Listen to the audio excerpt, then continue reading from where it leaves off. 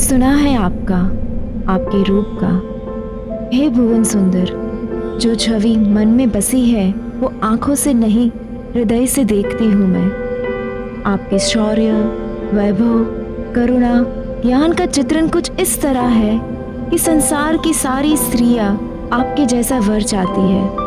और वैसे ही मेरी भी अभिलाषा है। मेरे मन मंदिर में आप बस चुके हैं प्रभु। मैं किसी और पुरुष से विवाह करने का सोच भी नहीं सकती। लोक लज्जा भुला मैं अपने हृदय की स्थिति आपके सामने रख रही हूँ प्रभु। कृपया मुझे स्वीकार कर ले, मुझे यहाँ से ले जाए प्रभु।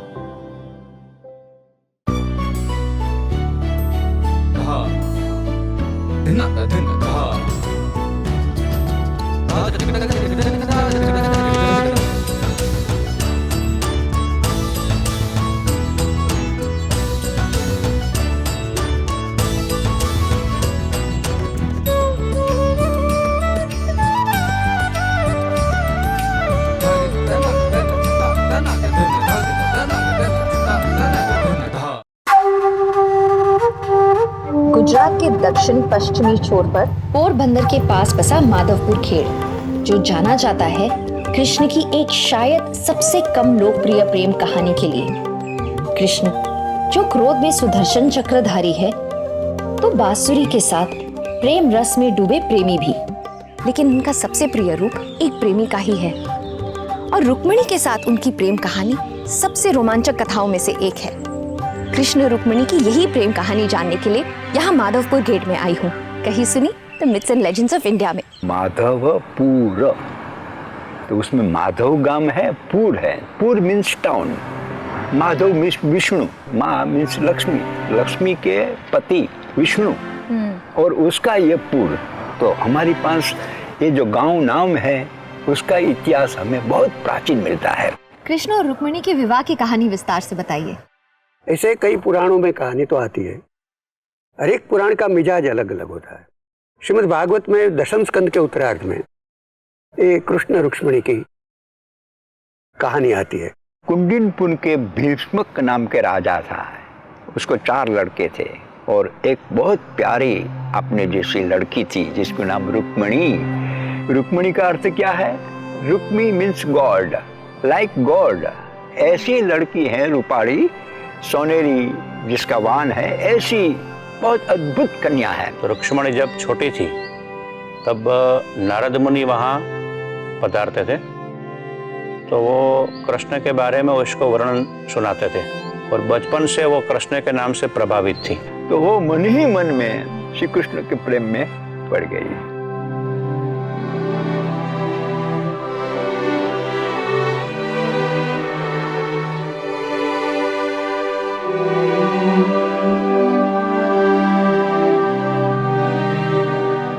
मेरी प्यारी बेटी इस एकांत में किन कल्पनाओं में डूबी हुई है?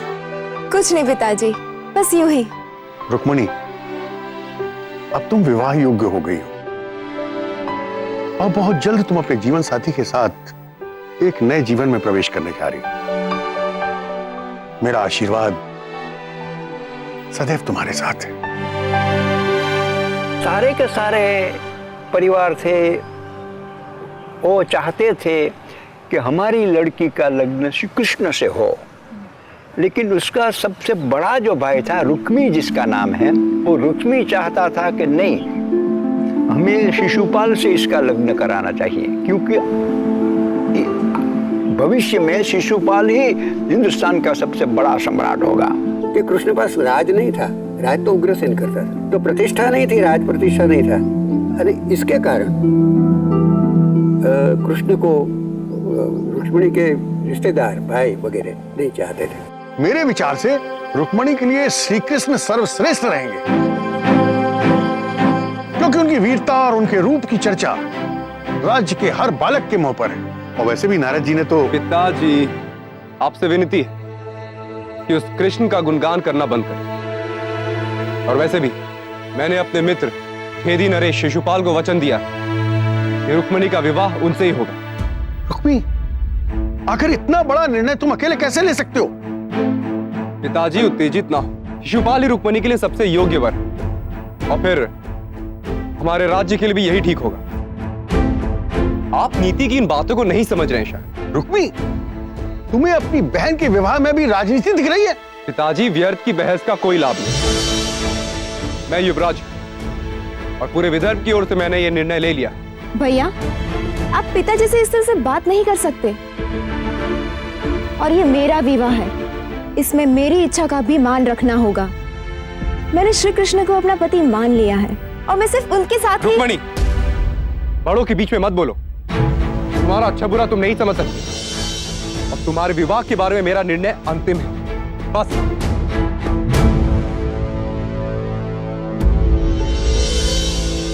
तब भारत की जो राजनीतिक परिस्थितियां थी वो एकदम उलट सुलट कर थी।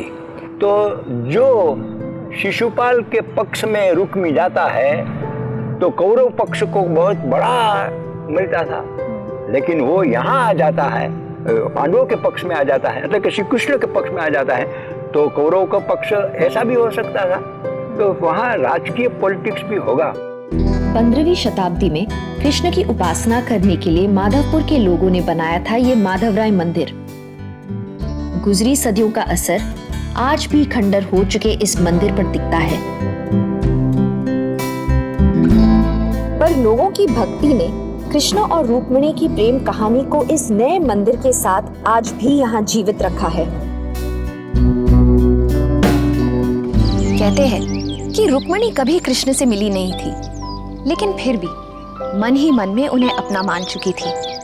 अगर कृष्ण नारायण के अवतार थे तो रुक्मिणी लक्ष्मी की। उनका प्रेम किसी मुलाकात का मोहताज नहीं था। प्रेम से भरे एक हृदय ने दूसरे हृदय को पहचान लिया था। लेकिन प्रेमियों के लिए दूसरों को अपना प्रेम समझा पाना कभी भी आसान नहीं रहा है। तो रुक्मिणी ने सोचा कि क्यों हम न साहस करे कोई, तो उसने खत लिखा। रुक्मिणी ने शिशुपाल से वो नहीं शादी करना चाहती थी। कहते कि उन्होंने एक प्रेम पत्र लिखा था कृष्ण को, और वो प्रेम पत्र सबसे पहला दुनिया का प्रेम पत्र था। विवाह की प्रतीक्षा कर रही कोई कन्या अपने जो होने वाला पति है उनको पत्र लिखती है, वो ऐसा पहला प्रसंग है पुराणों में। रुक्मिणी ने ऐसा पत्र लिखा और जिसकी टेक्स्ट आजकल हमें श्रीमद् भागवत में मिलती है। तो व्यास जी ने और सुखदेव जी ने भागवत की कथा कही, तब उसके पास ये पत्र था।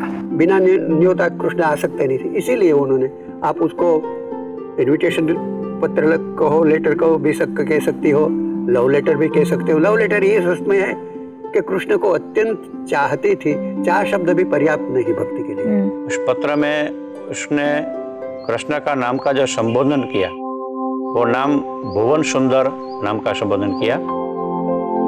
और उस पत्र में उसने इतनी दृढ़ता व्यक्त की कि कृष्ण, जो तुमको मेरा योग्य स्वीकार लगे तो तुम मेरे लेने को आना, नहीं तो इस जन्म, 100 जन्म और 1000 जन्म तक मैं तुम्हारी राह देखने के लिए तैयार हूँ, लेकिन तुम्हारे बिना दूसरा किसी के साथ मैं विवाह नहीं करूंगी।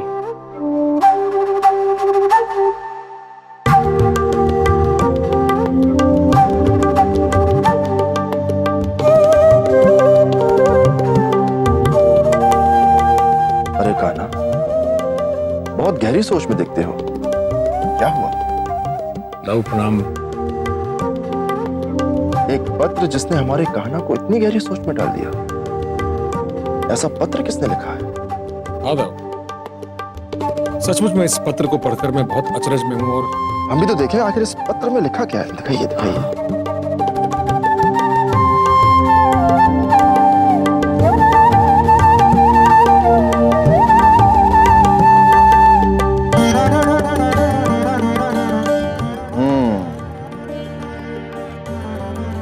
ये तो प्रेम पत्र है कान्हा। तो फिर क्या सोचा है तुमने? लव, हम दोनों आज तक कभी मिले नहीं, एक दूसरे को कभी देखा नहीं, फिर भी बिना किसी की परवाह किए इतनी खूबसूरती से अपनी प्रेम की अभिव्यक्ति करें, इसके लिए बड़ा साहस चाहिए। हम दोनों ही जानते हैं कान्हा कि तुम मदद के लिए किसी की भी गुहार खाली नहीं रहने देते, और फिर ये मामला तो और भी खास है। लव, जिसने कह दिया उसे स्वयं से ज्यादा मुझ पर विश्वास है। उसका विश्वास कैसे तोड़ सकते हैं? मैं अभी सेना को तैयारी करने का आदेश देता हूँ। नहीं दाऊ, सेना की आवश्यकता राजनीतिक लड़ाई के लिए होती है, मामला राजनीतिक नहीं। रुक्मणी से मिलने मैं अकेला ही जाऊंगा। आज से 1000-1500 साल पुराना श्रीमद् भागवत, उसमें वो सारा का सारा पत्र दिया भी है। रुक्मणी संबोधन करती हैं कि श्रुत्वा गुणान भुवन मोहनम, हे भुवन मोहन, मैंने तेरा गुण सुना है, इसीलिए आई फेल लव विथ यू। प्रेम एक ऐसा एहसास जो जीवन का अर्थ बदल दे। यूं तो अपने हर रूप, हर रंग में ये कहीं न कहीं हम सबके जीवन का हिस्सा है, मगर जिस प्रेम का एहसास सबसे अलग, सबसे खूबसूरत है, वो प्रेम एक प्रेमी और प्रेमिका के बीच होता है। और ये वो स्वरूप है जिससे देवी देवता भी अछूते नहीं रहे।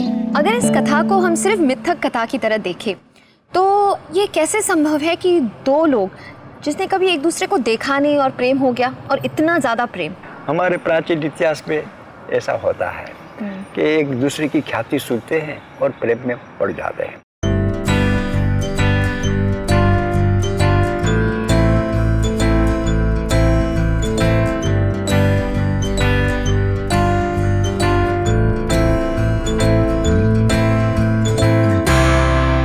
गुजरात में पोरबंदर के पास बसा एक छोटा सा गांव माधवपुर, जो इतिहास के पन्नों पर आज सबसे अनोखी प्रेम कहानी का साक्षी है।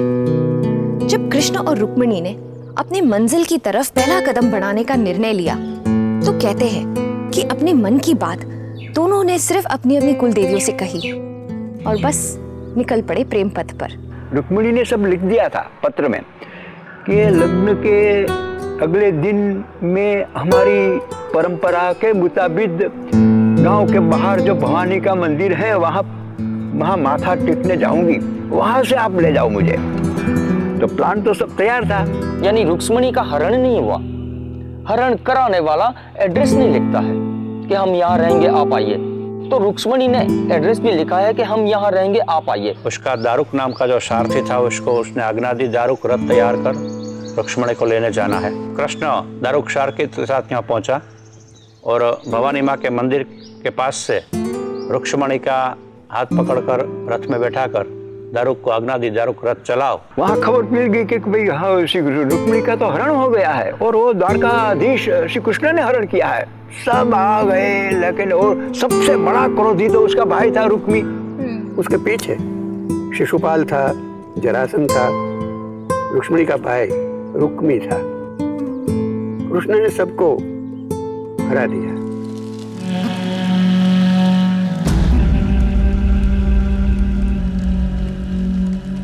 रुक्मी अधर्म के पक्ष में लड़ाई का अंत हमेशा पराजय में ही होता है, और तुमने तो किसी का मान नहीं रखा।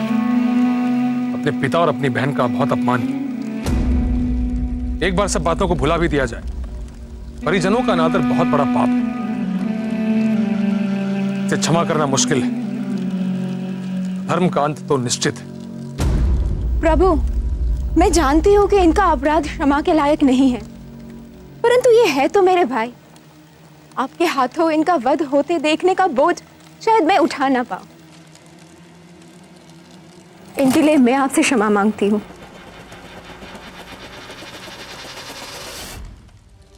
देखो रुक्मी, अभी कुछ देर पहले जिस बहन का वध करने को तुम तत्पर थे, वही कवच बनकर तुम्हारी मृत्यु के बीच में खड़ी।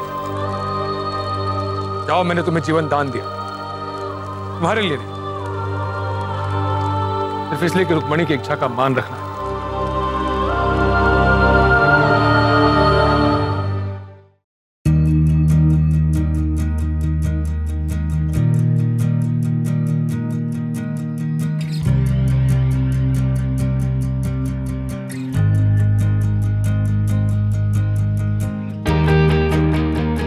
अपने विवाह का न्योता कृष्ण ने सभी देवी देवताओं को दिया था। विवाह की सभी रस्में यहाँ माधवपुर गेट में हुई, लेकिन विवाह के वक्त रुक्मिणी की तरफ से कोई नहीं था। माना जाता है कि उस वक्त कोली जाति के लोगों ने रुक्मिणी की तरफ से सारी रस्में पूरी की। ये सारा प्रदेश है, ये प्राचीन काल में कौल प्रदेश था। कौल जाति, उसके पर कोड़ी बोलते हैं गुजराती में, कोड़ी लोग। रुक्मणी तो अकेली है, कौन कन्यादान लेगा, कौन शादी करेगा।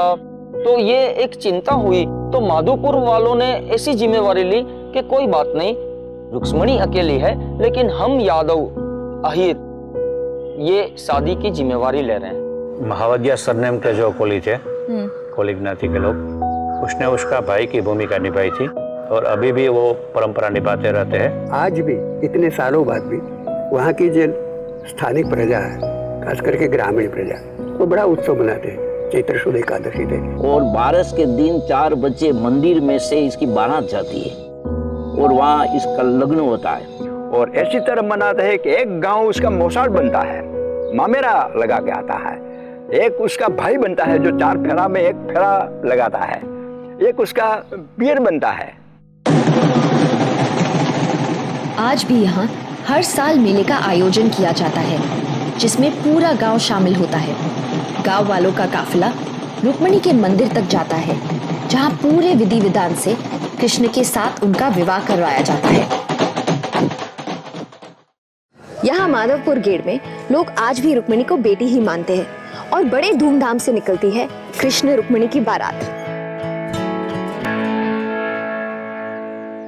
माधवपुर गेट में ही क्यों पहुंचे शादी के लिए? रुक्मणी ने कहा कि प्रभु, मैं भी अद्वितीय हूँ, आप भी अद्वितीय हैं, चलो हम ऐसा करें कि जहाँ किसी का लग्न न हुआ हो वहां जाके हम लग्न करें। तो उसने ऐसी भूमि पसंद इसलिए की कि कुंवारी भूमि की, जिसमें कुछ भी प्रकार का कर्म न हो।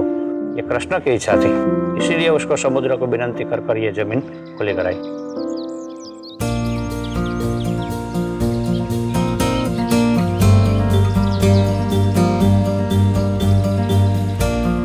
कुछ लोग मानते हैं कि प्रेम केवल आदान प्रदान नहीं बल्कि भक्ति है, वो एहसास जहां बिना किसी अपेक्षा, किसी एक्सपेक्टेशन के प्रेम किया जाता है। और कृष्ण रुक्मिणी का प्रेम भी ऐसा ही था। ये है द्वारका में बना रुक्मिणी मंदिर, जो कृष्ण के द्वारकाधीश मंदिर से 3 किलोमीटर की दूरी पर है। यहाँ गरबा करके उनके विवाह मनाने की प्रथा सदियों से चली आ रही है।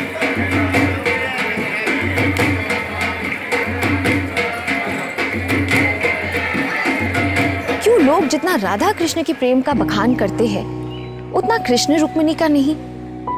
क्या वाकई कृष्ण रुक्मिणी से प्रेम करते थे? राधा से ज्यादा प्यार था और रुक्मिणी से कम प्यार था, ऐसा कहा नहीं जा सकता। क्या रुक्मिणी कृष्ण की पहली पत्नी थी? पहली, सबसे पहली थी। सबसे पहले। कृष्ण और रुक्मिणी का प्रेम दैहिक भी था, उसके साथ दैहिक संबंध थे। एक बार रुक्मिणी ने कहीं कृष्ण को पूछा कि 16,108 पटाने में से तुम किसको बहुत चाहते हो?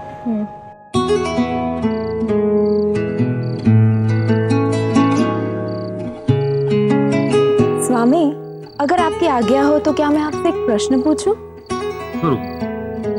स्वामी, आप तो सभी के हैं, सृष्टि का हर प्राणी आपसे प्रेम करता है, गोपियों और भक्तों के मन में आपकी मूरत है, और आप भी सबके पास अपने अलग अलग अवतार में सही समय पर पहुंच जाते हैं। पर कभी कभी मैं सोचती हूँ, इतना अथाह प्यार सब में बांटने के बाद क्या आपके दिल में मेरे लिए कुछ बचता होगा या नहीं? हाँ रुक्मिणी, मैं पूरे जगत का इस हफ्ते मुझ पर पूरे संसार का उत्तरदायित्व है। हर भक्त के पास पहुंचना तो मेरा कर्तव्य है। सारे संसार के पास उनके परिवार और मित्र हैं, और आप भी, लेकिन मेरे लिए तो एक ही परिवार, एक ही मित्र और एक ही स्वामी, और वो सब आप हैं।